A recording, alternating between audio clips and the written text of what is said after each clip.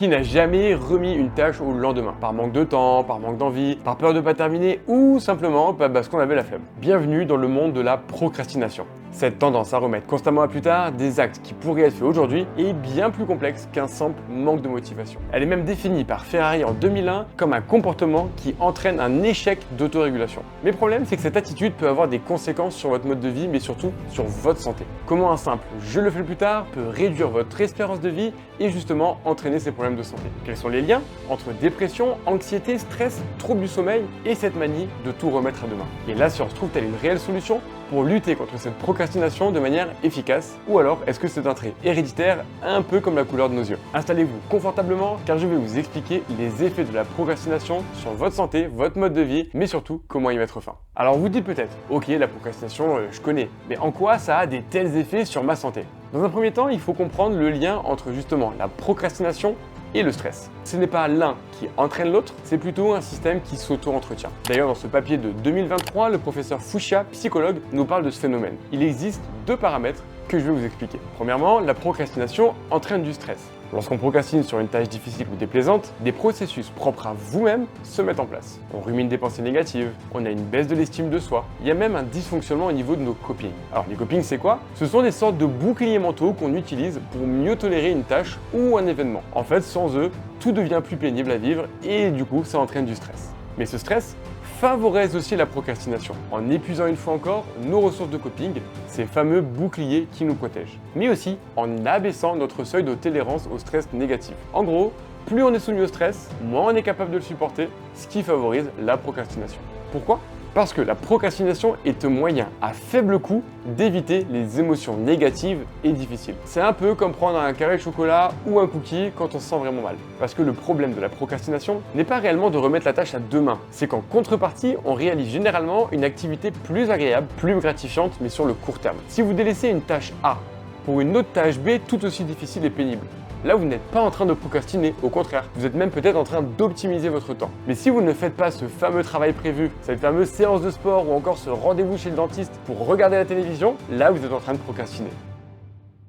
Maintenant que vous comprenez mieux le lien et le cercle vicieux entre stress et procrastination, retournons sur les conséquences que ça peut avoir sur votre santé. Ce qu'il faut savoir, c'est que le lien entre le stress et la baisse de l'immunité et des défenses immunitaires a déjà été largement prouvé dans la littérature. Mais cette étude de 2003 va encore plus loin. Ils ont analysé le lien entre différents éléments. La procrastination, les comportements de bien-être, donc bien bouger, bien manger, etc. Le stress, une fois encore, on y revient, et le fait de retarder un traitement médical. Et les résultats sont saisissants. Chez les gens qui procrastinent, on retrouve un moins bon comportement de bien-être, plus de stress et une tendance à retarder les traitements médicaux. Le tout va donc entraîner une augmentation de la maladie. Mais la procrastination a d'autres effets encore plus insidieux. Allons faire un petit tour dans votre chambre et je vais même peut-être me glisser dans votre lit.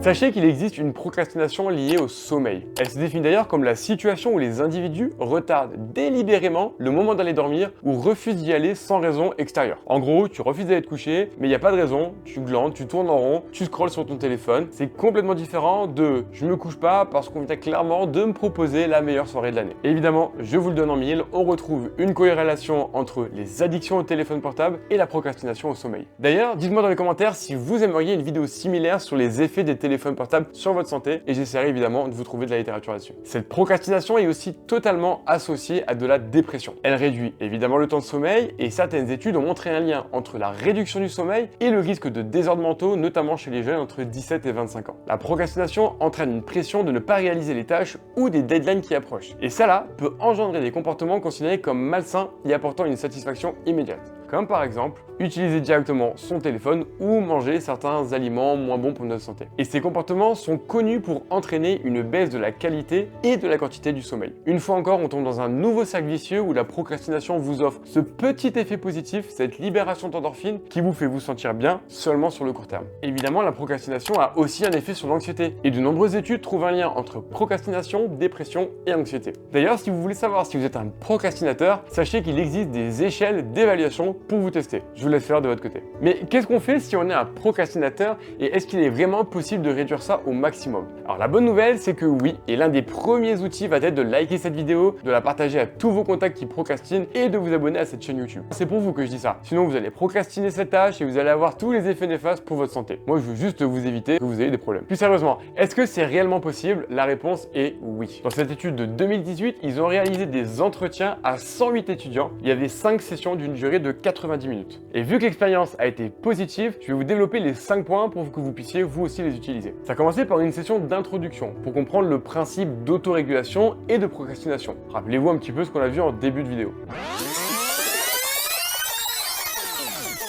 Elle est même définie par Ferrari en 2001 comme un comportement qui entraîne un échec d'autorégulation. Donc pour faire simple, ce qu'ils ont fait, c'est un petit peu comme justement s'ils avaient regardé cette vidéo. Il y avait ensuite une session sur leurs objectifs et le management de leur temps. Ça signifiait comprendre ce que je souhaite réellement réaliser, mais surtout quand le réaliser. Si vous voulez écrire un livre, l'objectif est génial, mais beaucoup trop large pour vous motiver à un instant T. Le fait de le diviser comme écrire un chapitre, le faire lire à une maison d'édition, puis développer un chapitre 2, etc., vous donnera des petits objectifs à court, moyen et long terme bien plus motivants. Il y avait ensuite une session sur les stratégies d'automotivation. Cela comprenait l'adaptation du poste de travail pour que celui-ci soit attrayant, mais surtout libre de toute distraction. Il y avait des cours d'auto-renforcement en listant tous les éléments perturbants ou tentants et en essayant évidemment de les éliminer progressivement. En gros, téléphone en mode avion, console de jeu loin de soi et un cadre agréable mais qui ne présente pas beaucoup d'autres possibilités qu'à part travailler. La 4e session reprenait un petit peu les mêmes principes et la 5e session était d'établir leur futur. Qu'est-ce que je souhaite accomplir et quelles étapes cela me demande-t-il? Quels efforts je vais devoir fournir mais surtout comment je vais pouvoir y arriver? D'ailleurs, cette session m'a beaucoup fait penser à une phrase que j'avais entendue pour la première fois de la bouche d'un copain, Antoine Fonboy, qui était « Échouer à se préparer, c'est se préparer à échouer ».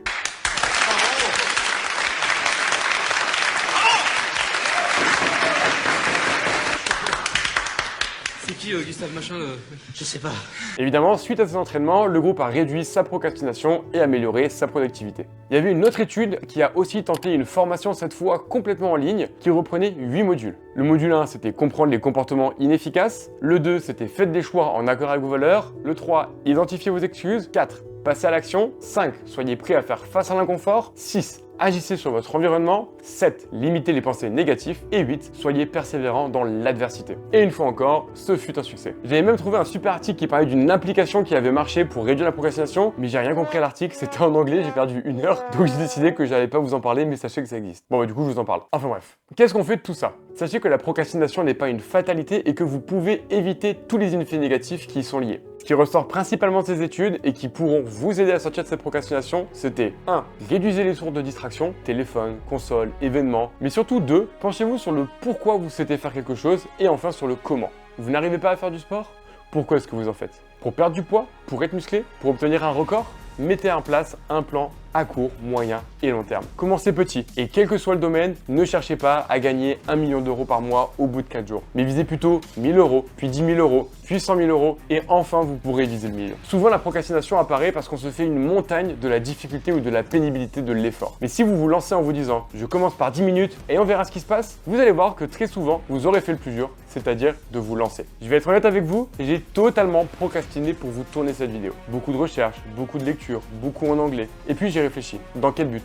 Pourquoi est-ce que je fais ces vidéos? Pourquoi est-ce que j'ai ma chaîne YouTube? Pourquoi même je suis sur les réseaux sociaux? Et quel est mon projet sur les 5 prochaines années? Et c'est en me rappelant mon envie et mon objectif sur le long terme que j'ai réussi à avancer et à ne pas repousser cette vidéo. Alors likez, commentez, partagez et partez ensuite accomplir vos rêves que vous repoussiez depuis si longtemps. En attendant, je vous laisse avec 2 nouvelles vidéos, celle-ci sur la charge mentale au travail qui sera extrêmement intéressant si vous vous sentez sensible à ce sujet et celle-ci qui va vous expliquer comment on peut avoir des douleurs de dos qui peuvent être liées justement à notre mental et pas seulement à vos personnes.